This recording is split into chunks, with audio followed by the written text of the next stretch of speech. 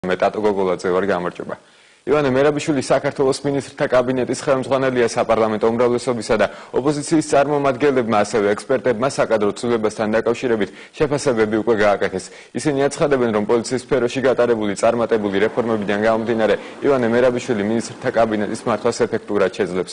მათი თქმით, მერაბიშვილის პრემიერის თანამდებობაზე დანიშვნა ქვეყნის განვითარებისთვის წინ გადადგმული კიდევ ერთი წარმატებული ნაბიჯია.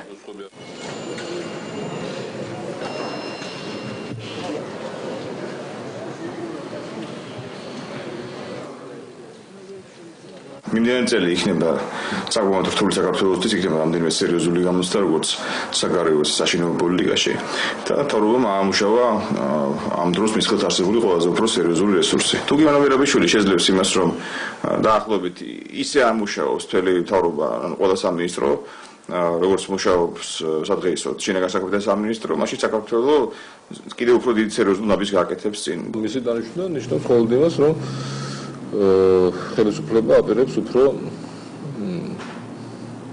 აქტიური და ქმედითი რეფორმების გატარებას არჩევნებამდე, არჩევნების მერეც. მე ვფიქრობ, ეს მხოლოდ ამას ნიშნავს და არა დავუშვათ, როგორც შეიძლება ვფიქრო, რომ რაღაც პოლიციური სისტემის შემოღება. არა, ეს მე მგონი უბრალოდ ეს არის რაღაც ბელეტრისტიკა. ანუ არის კარგი მენეჯერი, კარგი პოლიტიკოსი.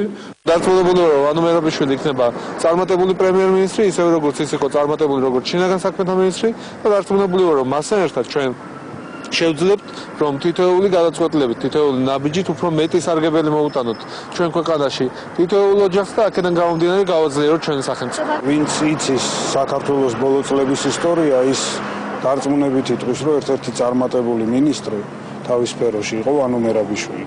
კრიმინალთა ბრძოლაში, რომელსაც მიქონდა ეს ქვეყანა მთლიანად, მომავლისათვის საჭირო არის ახალი გადაწყვეტილებების მიღება, ახალი ნაბიჯების გადადგმა და მე ვფიქრობ, რომ ივანე მერაბიშვილი ის კანდიდატურაა, რომელმაც თავის სფეროც იცის, სხვა სფეროებში შეუძლია მენეჯმენტის გარკვეული პრინციპების გატარება და პასუხისგებლობის აღებაც და მოთხოვნაც. ყველაზე მასშტაბური რეფორმა საქართველოში ჩატარდა შინაგან საქმეთა სამინისტროს სტრუქტურებში. აქედან გამომდინარე, მან თავისთავად აჩვენა როგორც კარგმა ორგანიზატორმა და კარგმა მენეჯერმა.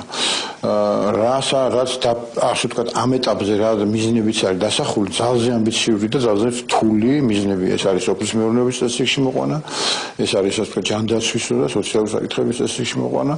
ამას სჭირდება საკმაოდ